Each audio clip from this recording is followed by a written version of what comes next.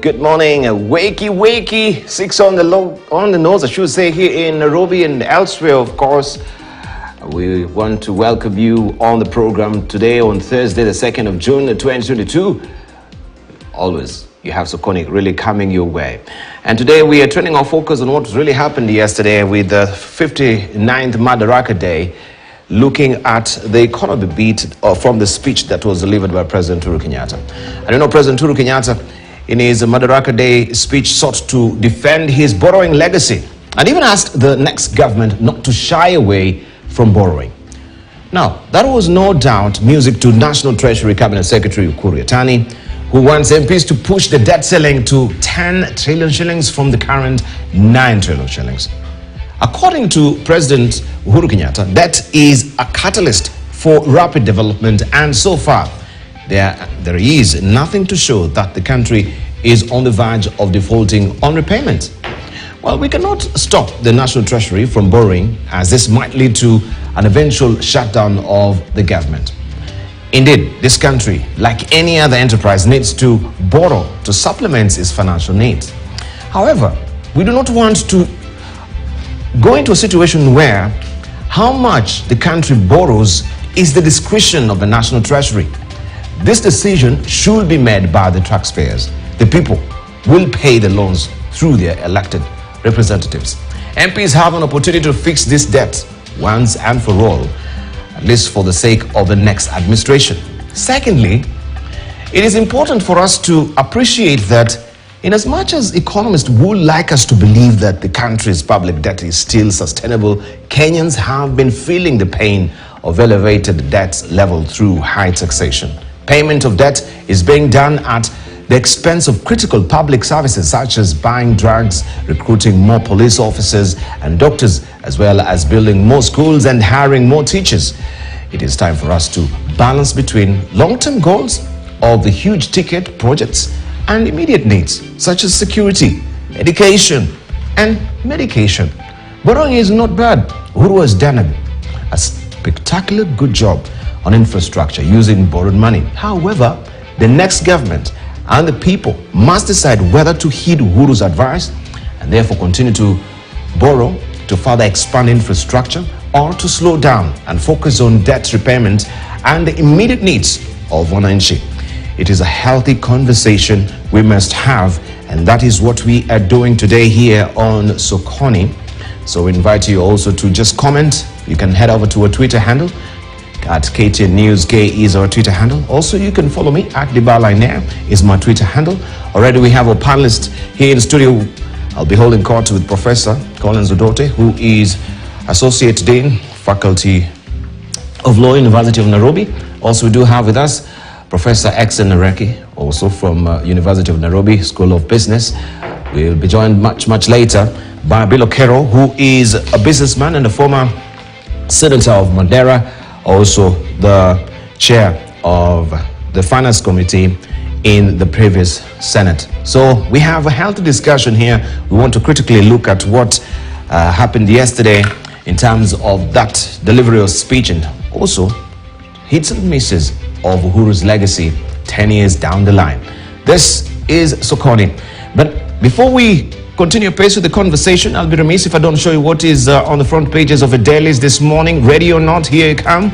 And we'll begin with the bold paper. This is what you're waking up to on the front page of the Standard this morning, the bold paper. And it's all about his legacy. The legacy of President Uhuru Kenyatta is what is holding the splash this morning on the front page of the Standard. This is my legacy. This is my legacy. This is how it looks today. Last Madaraka Day, President Uhuru Kenyatta uses the final national day to list his administration's achievements, defends heavy debt, and warns bad successor could loot borrowed millions. Right? This is a story that you want to follow on page 4 of the Standard this morning. He highlighted his achievements. We're 11,000 kilometers. That is the roads that they built. It says we built about 3,000 kilometers of tarmac roads in the first term. We have completed close to 8,000 kilometers in second term, and over 606,000 kilometers are ongoing. 13 trillion shillings. In 9 years, We've moved from being the 12th largest economy in Africa to the 6th largest and still growing. We have almost tripled our GDP. We have 13 million shillings, not 13 million Kenyans, I should say, connected to clean water on irrigation despite the false starts. We increased acreage of land and irrigation from 374,000 acres to 664,000 acres. It continues, 43% that is constructed. They construct an additional 1,912 healthcare facilities across all levels of care countrywide, representing 43% increase in the number of public health facilities. Also 17.1 million registered, that is 14.1 registered, a 400% growth in the number of Kenyans insured under NHIF. Today, 17.1 million people are insured compared to 4.4 million insured as at April 2013. This is President Uhuru Kenyatta's bite yesterday. He says, quote unquote, the more legitimate question has to do with what the next administration will do with the borrowed funds. Will they end up in private pockets or will they be used to accelerate economic advancement? That is the abiding question the president is wondering and is asking. That is how it looks on the front page of the Daily Nation. Looking also on the sidebar there, IBC vetting runs into headwinds as voters seek to hold process. A group of voters have asked the court to stop the process of vetting presidential aspirants, saying there is no legal register of voters and signatures. This story is well fleshed out for you on page 11 of the Standard this morning. 68 days to the general election. That is how the clock is tick-tocking towards general election and days are peeling off the calendar. Also inside today we have Airspace News Kenya, a pull-out on all matters aviation. You can also grab a copy, I should say, of a Standard for you to get that pull-out magazine that really comes in handy for you every Thursday, I should say. Looking at the teaser here, Uhuru called war spills to Madaraka Day. Of course, with that slighting of the deputy president by the president yesterday, it made news. You can follow the story on page 7 of the Standard today. US is sending more rockets to Ukraine. Still, also, eyes are being kept on what is happening or peeled on what is happening on Ukraine and Russia war. You can follow that story on page 36 of the Standard. And today, the poll battleground is on South Imenti race. Registered voters there, 107,414. We have 6 wards, and you can follow this story or the analysis therein on page 10 of the Standard today, where you have the county's stories. And Salah's time at Liverpool ends, right? You can follow the story on page 47 of the Standard this morning. This is how it looks. Grab a copy of the bold paper. All right, let's move on and see what is holding the front pages of other dailies, the Daily Nation, the Star, and the People Daily. And this is what is on the front page of the Daily Nation this morning. Before we go to the People Daily and the Star, it's all about yesterday's speech as well and Uhuru's legacy. Uhuru and the scorecard. The Uhuru scorecard is what is the splash on the front page of the Daily Nation this morning. This is how it looks. Feet described as Ruto left out of last Madaraka Day program is what the flag is reading on top there. What will be remembered? What will he be remembered for? That is the problem question. He built thousands of kilometers of roads, midwifed a new education curriculum, expanded access to primary health care, took on the railway challenge, connected more homes to electricity, and led in the greening of the environment. But what truly will be the Kenyatta the second or Kenyatta 2 legacy? That is a question. 2, 3, 4, 5, 6, 7, and 8 is where this story is well laid out for you on or inside the Daily Nation today. End of term self-assessment card. We have roads, 11,000 kilometers, electricity there that has grown by almost 40 times. and connected more homes to electricity. We have education, secured 100% transition, and a 435% growth in the number of technical and vocational institutions from 52 in 2013 to 238 currently.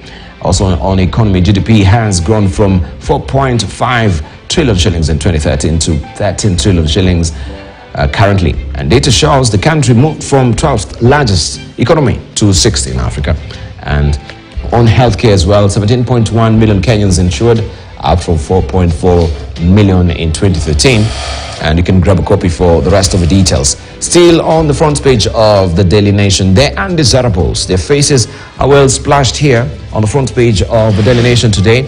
EACC issues list of aspirants with integrity flaws, and their faces, you can pick them out here, wherever you're coming from. If these are your leaders, or one of them is your leader in that particular area, should they go full steam ahead and be voted for? That is you to decide. You can follow this story inside the Daily Nation this morning. That's how it looks.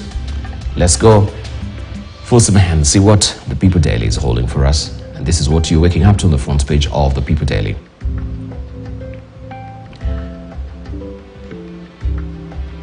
As the People Daily is eluding me, I'll just whip up the Star for you to just see what is on the front page of the Star. The Star is holding this splash for you. Uhuru silences Ruto in exit Madaraka feat is what is on the front page of the Star. Checkmate. President makes speech for Raila and Karua while tearing into his deputy. Decision to bar DP from addressing official holidays was made after Kibaki burial. Decision to bar DP from addressing official holidays was made after Kibaki burial. You can follow the story on page 4 and 5 of the Star this morning. And this is how it looked, just the pictures, the First Lady and the President also, and Deputy President William Ruto, and also his wife, Rachel there, while they were arriving for the feat yesterday. Also, Wairia, Kidero and Waigoro among 241 aspirants, EACC warrants blocked from polls. The rest of the details tucked away inside the Star on page 8. That's how it looks. Right, in the meantime, just allow me to introduce our panelists who are here. We have Professor Collins Odolte and Professor Exen Iraqi. Just to get introductory remarks, much later I'll show you the People Daily, and also just to get their feel on what they thought yesterday's speech was all about. Did it really pass muster as far as some of the achievement that were rattling off Uhuru's tongue yesterday? Do they also, were they factual, some of them? All of them, were they factual? We can also counter check what he said yesterday. Good morning, Prof. Let me begin with you. Morning, Dival, and morning, viewers. I think if I've just looked at one of the dailies, and one of the dailies was trying to fact check several of the things that the president said, and they, around 2 or 3 they say were correct. One they say is understated, another one they say is overstated. I think the one on transition they say is overstated because I think that the transition has not been 100%. I think by and large, if you look at the things that he said, in my view, I don't think you can pick too much with what the president said that he has achieved. I think the bulk of them he has achieved. The interesting thing, I think yesterday will not be remembered more for the things he said he has achieved. It will be remembered more for what I think is going to be the greatest blot in his administration, which is how they have handled the presidency, the relationship between him and the deputy president. I think that's what will stand out from yesterday's conversations. But in terms of the things he's achieved, whether you like the president or not, you cannot fault him for infrastructure, you cannot fault him for education, you cannot fault him for, I think, the expansion of electricity. For me, those 3 things stand out in terms of achievements. Right. Professor Exen Iraqi. Good morning, Kenyans and Bal.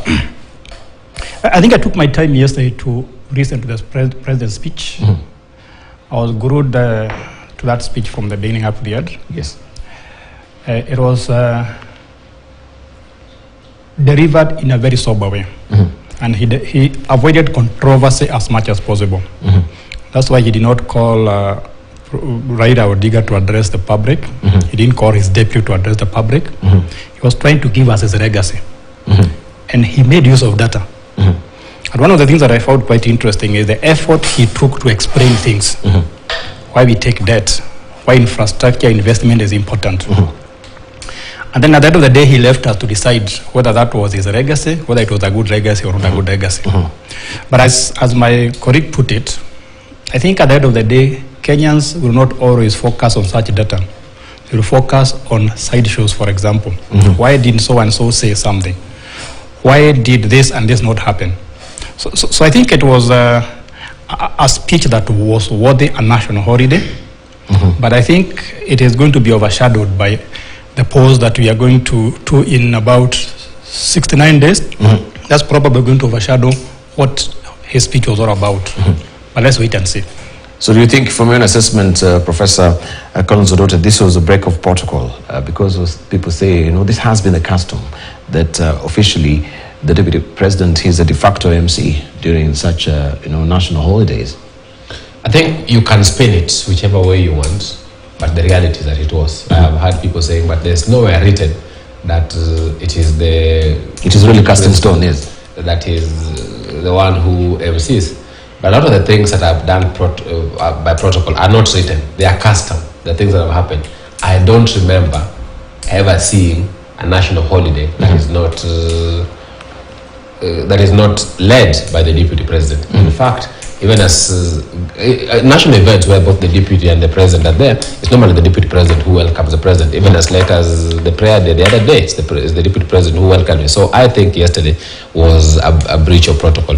There may be explanations for it, but I think the reality is that it was still a breach of protocol. For him first, it was not accidental, it was deliberate. The Deputy President was there. He was not acknowledged by anybody. In fact, what was even interesting was to watch the First Lady passing without saying hello, and then saying hello to the President next to it. So I think it was something that was extremely deliberate. They may have their own explanation for why they did so. But now we have information really coming to hand that says this is a decision that was made since the burial of the late President Kibaki. And Dibal, just to respond,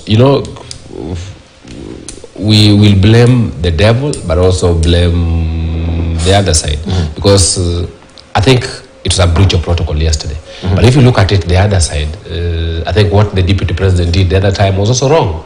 You cannot be with your boss in a public function and essentially almost try and show him spite. And I think if you are the president at what happened during Kibaki's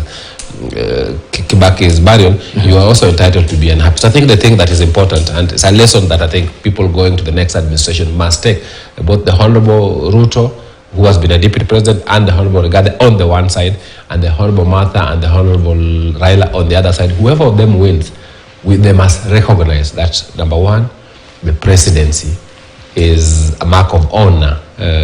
Chapter 6 of the Constitution talks about honoring the office to which you serve. And I think what the President and the Deputy President have done is to actually not honor the office of the President. So I think when you place games that look small in the eyes of the public, it actually becomes embarrassing. So if you look at what happened in Kibaki's burial and now happened yesterday, can you imagine, Dibal, if these people are going to be serving for the next 2 years?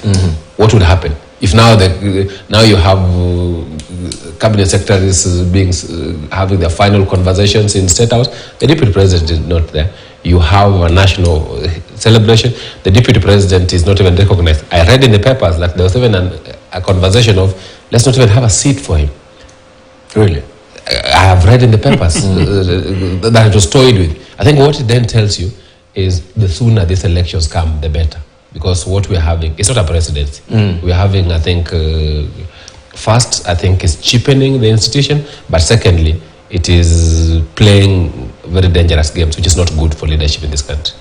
So has also the Deputy President been overplaying his hands, as you say, because he's had that particular opportunity, but you see, when we can take, for instance, the National Prayer Breakfast, where it was purely apolitical, and the clergy were to take over and run the whole entire event, but still he managed to somewhat really veer politics into everything.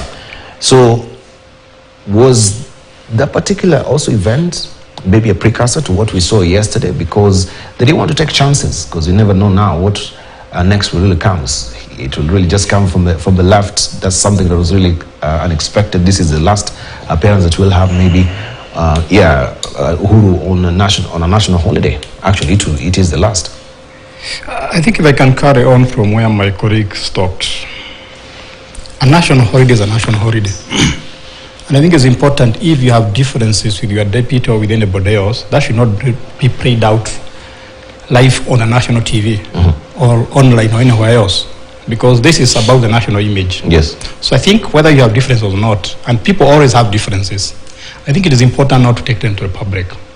Because remember, after we go to the polls this year, we are not going to get a new constitution immediately. Yes. So the presidency will continue as it is. And we must learn to be tolerant with one another. I think the president might have made his mistake, or the deputy president must have made his mistake, because we are human. But I think when we come to national events, whether it is a prayer breakfast, whether it is a burial, whether it is 59th anniversary of Madaraka Day, I think such differences should not come out. They should be there, but I don't think they should be made that public. Because this country is made by is for all of us. And when differences come, we expect our leaders to be at the forefront in resolving them, in talking to one another, in showing that this country there is unity of purpose. There's a bigger focus than individuals. So I think that such display should not be allowed in future. We expect our leaders to be always portraying unity and unity of purpose. Right. We have a Taifa Leo there. Uhuru amalizana na Ruto is a splash. Uhuru amalizana na Ruto. Tofauti kati ya viongozi hawa wawili wakuu zijitokeza wazi katika maadhimisho ya siku kuu ya Madaraka.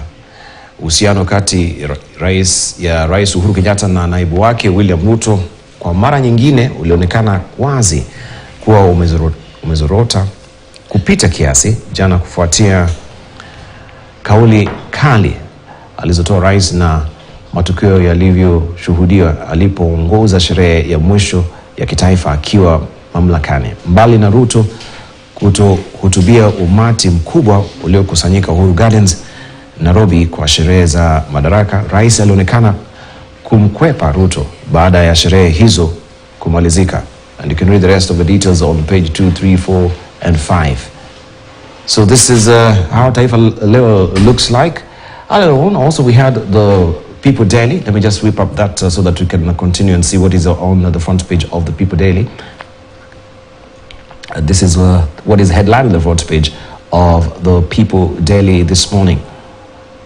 All about yesterday's occasion as well, the Madaraka Day. Uhuru fights back on debt. And this is where we want to trade our focus this morning also, focusing on a raft of issues as well. Uhuru fights back on debt.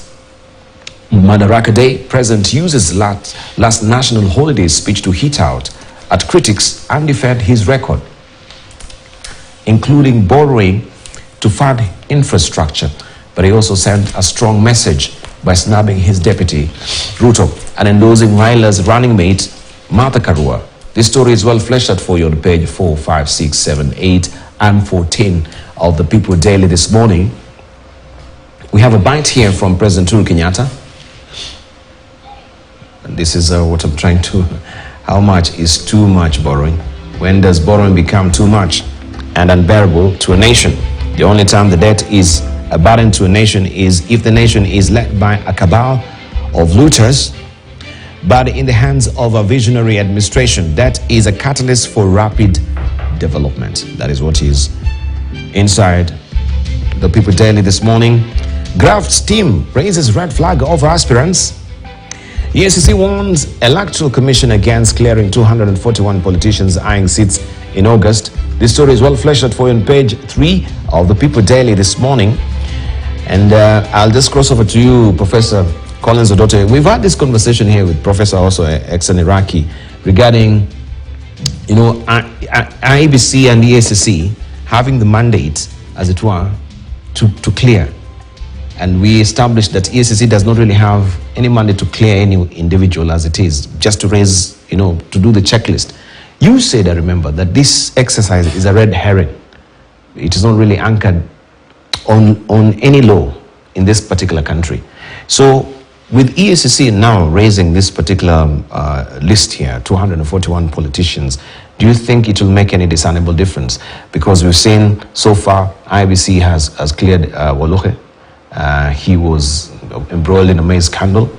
And we've seen IBC has cleared, or they've given the green stamps now to also Oscar Sudi. We have issues of forgery, academic credentials, but still they pass muster. Dibal, it's good that you mentioned the one of Oscar Sudi, because if there was any other demonstration that what I said a few weeks ago is correct, it's that. That this is a red herring. In fact, what the EACC is doing is to ensure that it's not the one left holding the skunk. It wants the skunk to go to IEBC. But the reality is that those 241 individuals will be cleared, maybe except one. And that one is the subject of a case that the Chief Justice, if you look at today's newspapers, just appointed a bench led by a very good judge, Judge David Majanja, Judge Chacha Muita, and Judge Tande Mugure, to ask themselves the question about how do we deal with this thing about leadership integrity. Because there are 2 or 3 problems.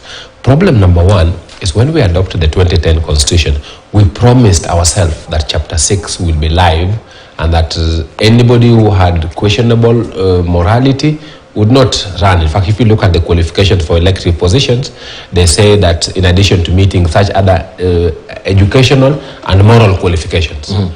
Since then, between 2010 and now, we have ensured through legislation, through judicial decisions, and through administrative action that those educational and moral qualifications remain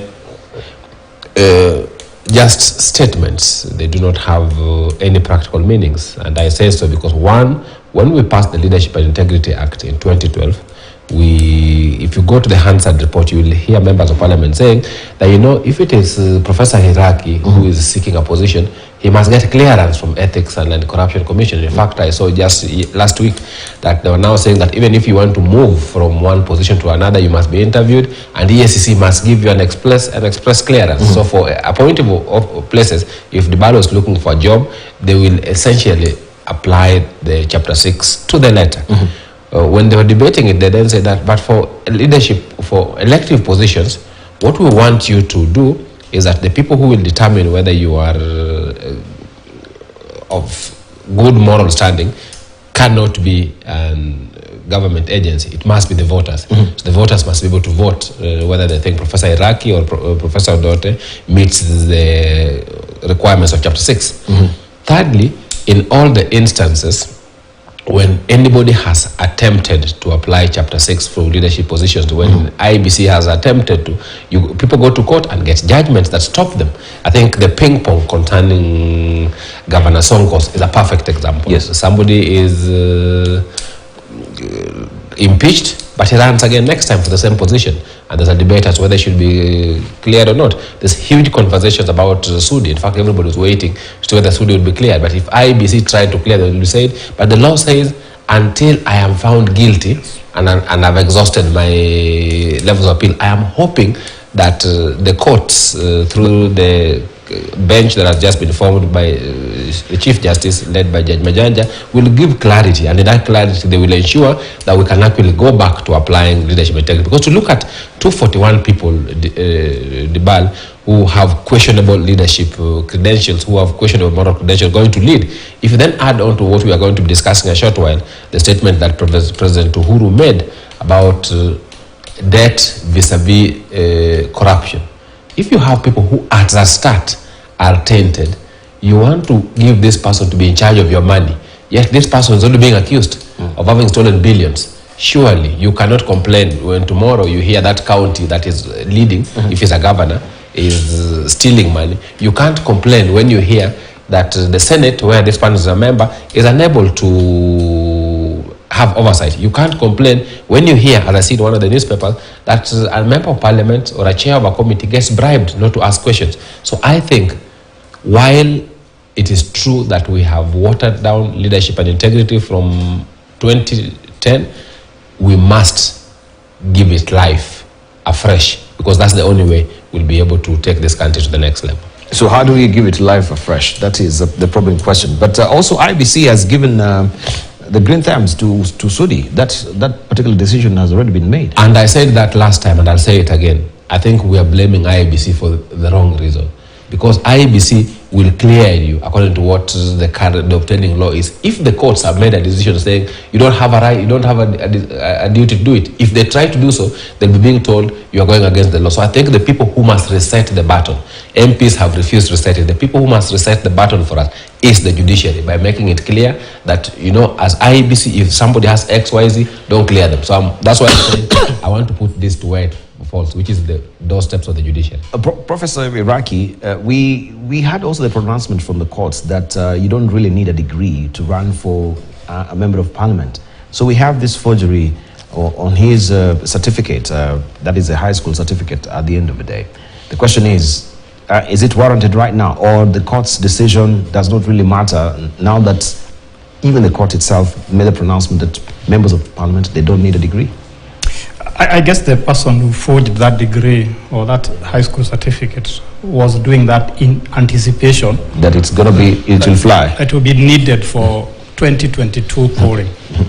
But I think we are dealing with a very hot issue, as my colleague put it, integrity, very amorphous, very hard to define. And the dream of our framers of the Constitution was that we should use Chapter 6 to make sure that we have good readers, focused readers, people who can lead this country to the next level and transform it. But without clear defining what integrity is, it has been very hard to implement it. And that's why you can see our lawyers, not our lawyers, but our lawmakers know that this is a very amorphous situation. Now, he is right that the only people who can give credit to what is integrity is the judicial service or the judges. So they come up with a pronouncement. This is what integrity is all about, something clear-cut. I don't expect MPs to do that because they'll be the first victims. In fact, if you look at this list of 241 people being tainted, that's a very large number. If you compare the number of MPs, the number of people like governors that we have, it's a very long list, and we should be very concerned about it.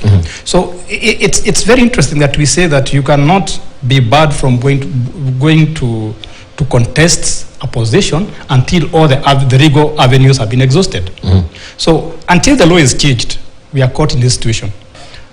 The framers of the Constitution assumed that most Kenyans or most people will be very conscious of themselves. They will be very particular about their image.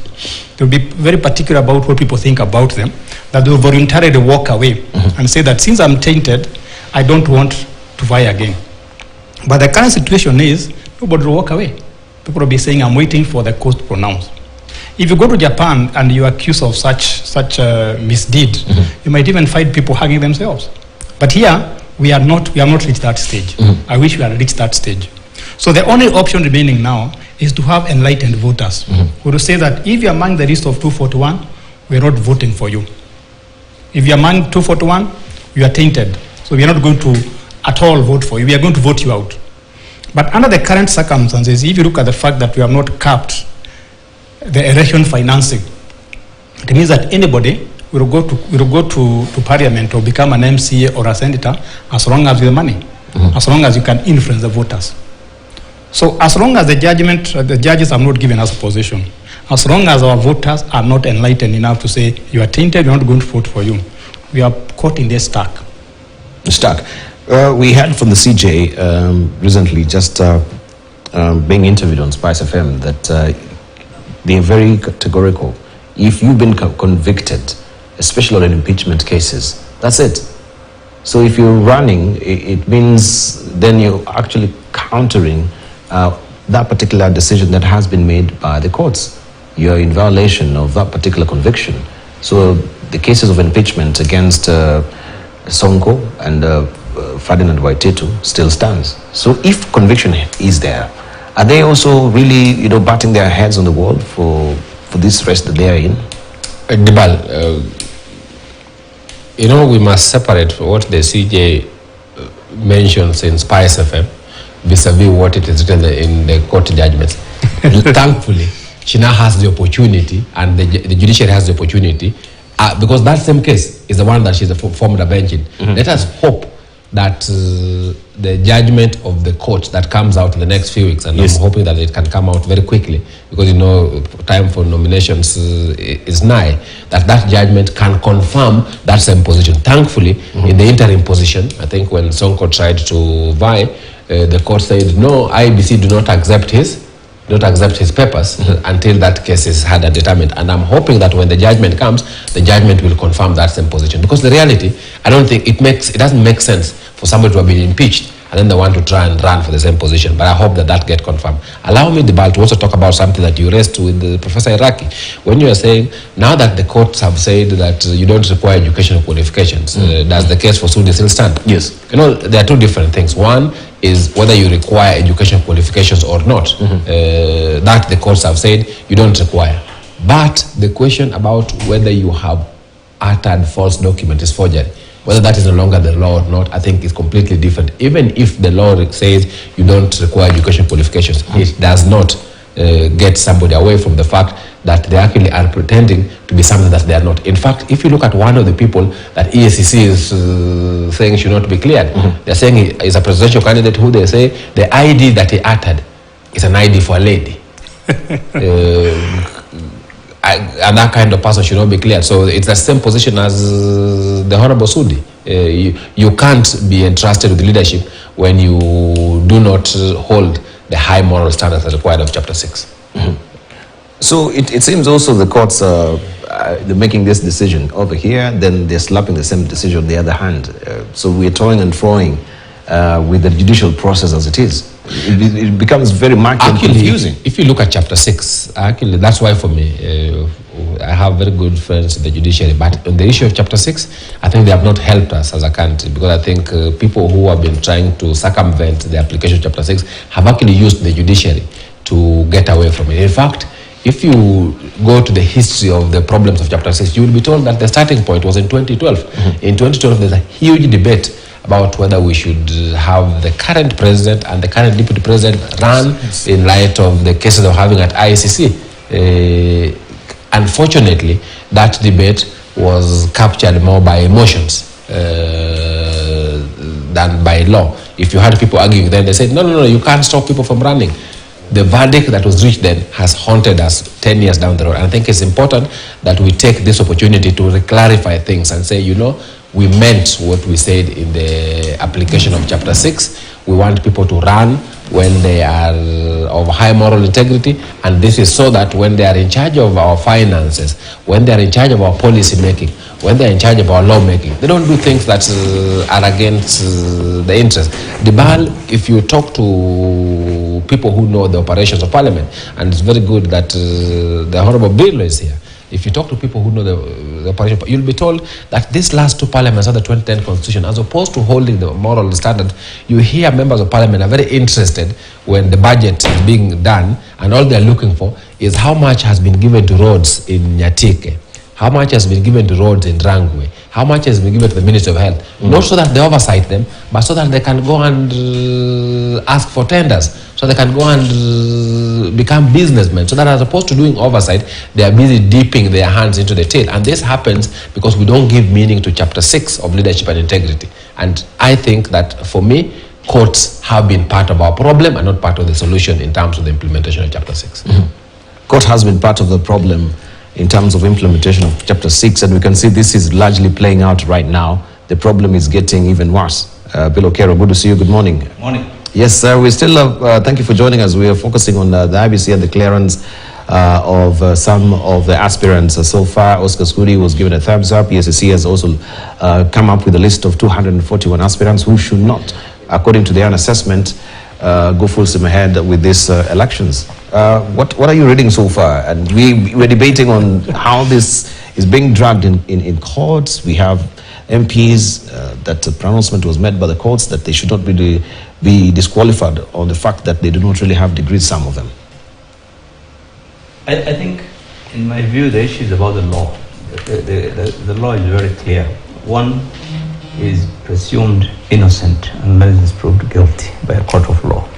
And I think with regards to the list that I have seen from ethics and I think the institutions are just trying to be relevant, but that thing is really of no consequence. If you go through that list, you'll find people who have been acquitted. It's listed there. They say so and so was charged, acquitted. So what is the point of making that? It's just the institution is trying to be relevant. I think what is important, if somebody has not been convicted in law, if you have not been convicted in law, you cannot be barred from any public office. That's the bottom line. So, and this is what IBC has said, they're going to stick to the law in that regard. As much as we don't want to see people who have been implicated in corruption, people who have been cited in one thing or the other, but I think it's the rules of fair justice in our constitution is very clear that unless you have been convicted, unless you have been impeached, so that's why it's very clear that IBC said, look, for those who have been impeached, you are out. Those who have been convicted, they should also have been kept out. For example, in the list, there are one or two people who have been convicted of corruption, and you know who are still in the list and have been approved by IBC, and you would think that is strange, and you've seen Kenyans have been concerned. Mheshimiwa Oluke, I think is one of them. But otherwise, I think the rest of the list really is academic. But the point is, you know, there is the chapter 6, integrity. It's not about, that chapter is not really about who is being convicted or not. It's about, you know, the integrity of the individual, the honesty, the record of the person. That is what we are looking at. Is it fit for you really to go? And we discussed this thing. I was chairing the technical committee that developed that chapter, literally. I wrote most of that chapter when we were in Bomas. But let me tell you, the thing is, in trying to give effect to that, in law, it became very difficult. And the argument is this, that in an election, in universal suffrage, it is the people who decide whether you are fit to run for an office or not. It's the people. People is like a court. You know, they're the ones who decide and say, no, okay, we have cleared you can run. We want you to be our leader. Whether or not they know the circumstances in which whatever you've been involved in.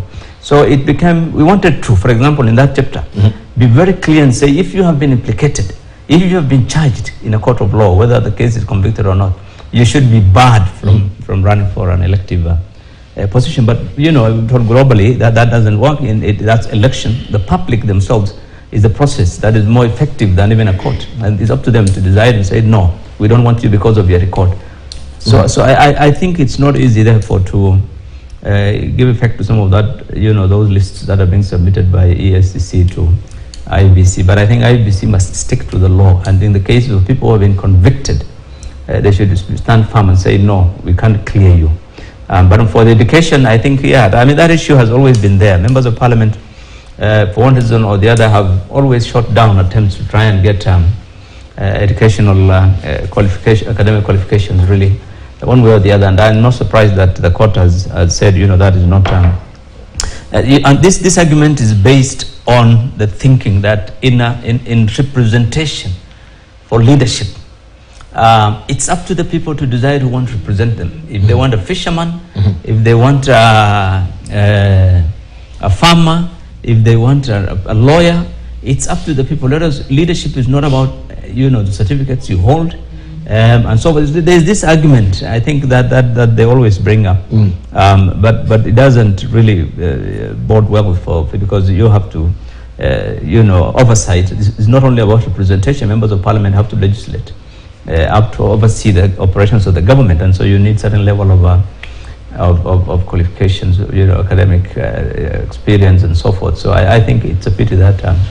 But how then do we move forward? Because we have also Prof. Odote saying that it's a high time that maybe we should revisit leadership and integrity legislation chapter 6, because as you mentioned during the Bomas draft and what we do have domiciled in the constitution, this is diametrically different from what you had envisioned from Bomas of Kenya. Yes, so when the matter went to members of Parliament, yes. When matter went to the members of Parliament to now put in the final, in you know, the constitution in Naivasha, yes. I mean, they threw out. I mean, look, at the end of the day, the political leaders, it's about political will. Nobody wants really very strict rules with regard to integrity, because then you would not have a lot of people being cleared to run for offices. So for one reason or the other, even if by the way, the law, we did that law to give effect to this thing, it would not go through Parliament. That I can tell you. It won't. Dibal. Yeah. Let me come to Iraqi, then I come to Prof. Odote. That's why you can see my argument tarries with my colleague here.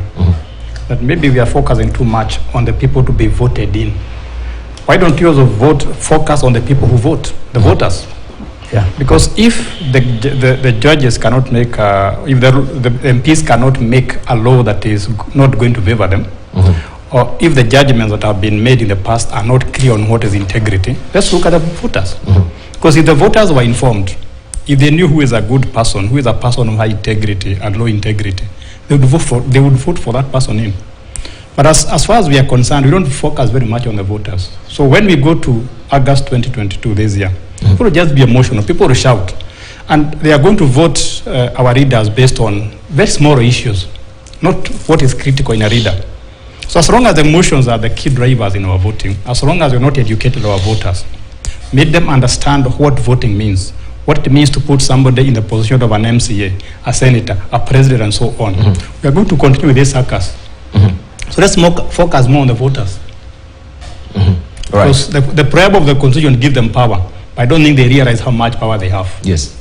Okay. Professor Odote. Dibal, I agree with my colleagues about focusing on the vote. But I also think we need to highlight what the Honorable Bill has said. The Honorable Bill has said, members of Parliament will not pass a law that's against their interest. And that's where our problem is. Because if you look at Article 99 of the Constitution, Article 99 of the Constitution was clear.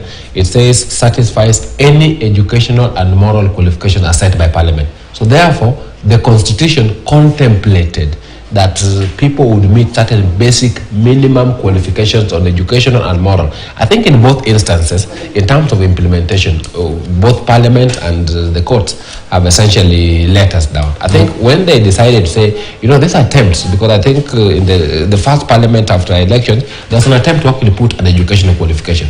When courts said, no, that is actually not what is required, then when it went to moral, MP said, for the rest of the people, go and we will ask you to satisfy. But for leaders, the best people to satisfy are the electorate. I think we set ourselves up for failure. Because if that is the situation, then even those applying for a job, you should not be stopped because you have certain moral issues. They should just allow you until you are convicted. But here we have two standards. I'm applying for a job. Today I want to be a CS. They require me to go and get clearance from Ethics and Corruption Commission. But below tomorrow wants to be MP. They say, no, for the clearance for below, it is okay. You just wait. The voters will determine. Those are two different standards. I think that's why for me, I am praying that our courts can be able to put a stop to this double standards and put a stop to this situation where MPs can legislate for everybody else except for themselves. Because nobody is above the law. We need to have a law that applies equally. Aren't we finding ourselves in a pickle? Because even if now we take it back to Parliament for amendment, this particular chapter still, they will try and make sure they cushion and insulate themselves from this particular legislation. So, because they know if they want to run for the next election cycle, they will have to pass muster of still Chapter 6. So how then do we drag ourselves out of this particular morass that we're in legally? I think, and that's what the debate we're having. I think we have several options. Option number one is what my colleagues have said. As voters, we must be able to ensure that we take our roles seriously. If we know that Professor Odote has some questionable things, we should not vote for him. We should not be celebrating him. But if we go across the country, you find that we say we should cap the amounts of money people use in campaigns. We know that people get money from illegal sources, but we celebrate those who give us handouts. In fact, you go to the field, people tell you, don't tell us about policies, just give us handouts. I think there was a very nice cartoon that, I took money from the governor.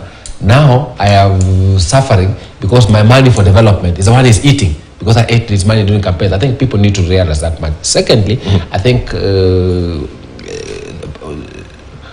the court must be able to reset and say, ethical requirements are a necessary condition for buying. The third, despite the fact that what EACC has done is a red herring, I like what they have done, because then they are at least bringing this into the public discussion. They're saying, yes, you don't want us to be able to be the ones to make the final decision, but this is what happens. So if institutions, if everybody can start being put in spotlight on the members of parliament, they will realize that the space they have to wriggle around is limited. But if we allow them to get away with what I call madness, then we'll never be able to slay this dragon. All right, will we be able to slay this dragon really? That is a question that for how long we have agencies, we have legislations over legislations, and still it is such a niggling worry. Do you see in the foreseeable future that we are able to lance this boil of corruption? Well, foreseeable, if you look at the kind of the leaders whom we have in the near term, you would say yes, it's difficult, but it's all about political goodwill. It's not about law, really. That's the bottom line. It's not about legislation. It's about a leader who says, sorry, you've been implicated, you're out. I don't want to see you. But if, that's what we mean by zero tolerance. You simply don't allow those guys anywhere near your system, anywhere near your establishment, and the rest will take you from that. But when up there these things are okay, and you appoint people to state offices, to state corporations, then public also elect them. I mean, if it's good for so and so for professor to become a CS despite his case in court, and then people don't also see why they cannot elect him. And so it's about really up there the leadership being held to account, and that's where we have failed. And it's not only about, by the way, it's not corruption. Is not about money. It's not about. It's much more. It's about the degree of integrity in leadership. It's about the honesty. You see the lies that are being paid all around, the false information, and leaders coming out openly and saying, that we knew it was false. Yeah, we did this in order to get this position and that. So I think it's really, and this is why the Chapter 6 talks about not just financial probity. It talks about the conduct of the state officers. The way the dignity of the office, and it looks at so much more than financial probity itself. So I think in the near term you might say yes, it's difficult, but it has happened in other countries. A leader, one person can change a nation. Really, so it's about leadership. It's about leadership at the end of the day. So political will is a problem, ex-Iraqi. It's about politics, because if you look at when we come to vote in August, and you're going to see that happening, there'll be a lot of people who will be on this list. But when people feel that this person can make a difference if he is voted as a governor or an MCA or even bigger positions, people forget about that.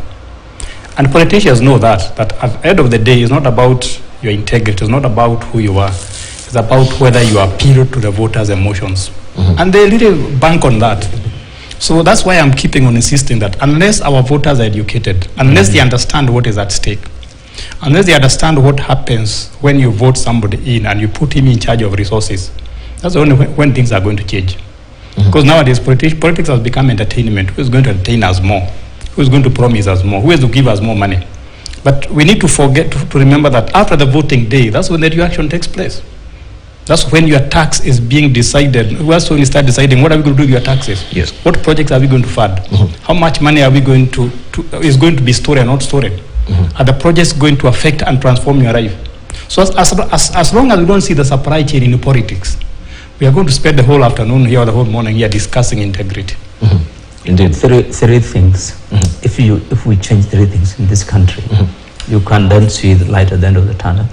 The three things that people want, the public are influenced by the leaders. One is on school fees, education. The other one is on hospital bills, health. The other one is on employment. Let me tell you, these countries, we have free education completely. People don't looking around for school fees day and night in the offices of members of parliament or their homes. Medical services are available, and you are not always looking for money from members of parliament to get your patient out of a hospital. Or employment, situation changes. Let me tell you, then nobody will be lining up in the MP's house. But as long as these financial, economic, situations are there, it will be a long shot. I'm telling you. Right, a long shot. Okay, Prof. Odote, we wind up on this corruption issue and the EACC list as well.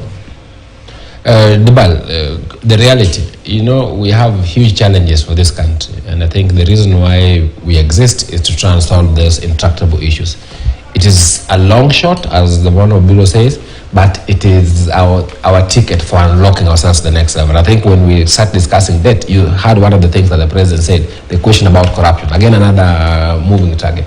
If we do not solve the issue about corruption, if we do not solve the issue about leadership and integrity, we can as well kiss goodbye to Project Kenya. And I think we don't have that luxury. So whatever it takes, we must continue on the journey of trying to find a solution, and one that will enable us to address this issue. Mm-hmm. It is difficult, but the difficult things are not impossible. Mm-hmm. Indeed. Well, we want to take a short break right now. You're watching Sokoni, and we're just looking at what is happening currently, especially on the matters corruption, and looking on very keenly on the economic outlook of President Uhuru Kenyatta's tenure. Yesterday backed his 10th Madaraka Day speech, the 59th that we saw the event at Uhuru Gardens, and he rattled off a list of things that his administration has done stanningly since he came to power. And of course, we want to drill deeper and try and see what are the hits and misses on that as well. So we take a short break right now. When we circle back, we tackle the issue of debt. What is the way for? Borrowing is not bad. He says every economy that has to thrive has to borrow. But how do you deploy this money that you borrowed effectively? That is a probing question. Don't go away. You're watching Sokoni.